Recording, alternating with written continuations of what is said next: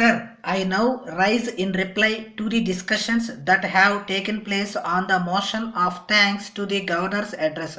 I should at the outset say that much beyond our expectation, a large number of members have taken part in the discussion this year. I am sure that it has afforded a good opportunity to the members to review the position as to what has happened in the last 4 or 5 months and perhaps during the last 2 or 3 years. Sir, a variety of subjects was touched upon and it looked as though they were having again a general discussion on the budget proposals. I wish the honorable members confined their remarks to what is said in the governor's address. Nevertheless, I am really glad that the members have taken much interest in the affairs of the state and have come forward to give their views. I have no quarrel with them. They have every right to say what they feel. But when it takes the form of mere criticism, not very constructive, then I am inclined to observe that they have their own motives. They are entitled to make election speeches, and we are also entitled to reply in the same fashion. But they may not be quite appropriate in the present context. That is all what I wish to say about the aspect of the matter. I took pains to furnish information about the various schemes included in the 5 year plan. I naturally expected the members to state whether they approved the proposals or wanted their abridgment or enlargement. But I am surely disappointed when they diffused their attention on the so called food situation instead of reverting their attention on the important document placed before them.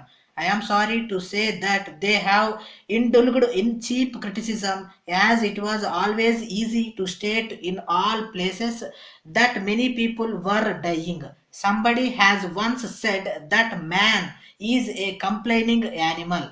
I am more and more convinced of this fact. You may have your own disease, but it is not necessary that you should contaminate your neighbor with all your worries and woes.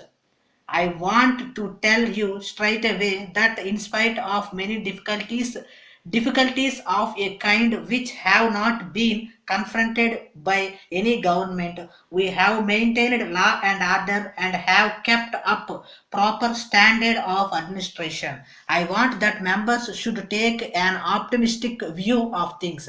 I want them to carry the message of hope, of happiness and confidence to the people, and they should not go about diffusing their depression and distress to the masses. The people at large are not worried about your personal disappointments and personal worries. All that you should do is to tell them in concentrate concrete and precise terms what you are going to do for them. I have listened with great respect to all the speeches that have been made on the debate on the governor's address, but I am sorry to say that they did not give me a clear indication of what they are likely to say to the people. I want you to carry the message of hope and optimism to the people. You must distribute joy to them and not distribute melancholy to them.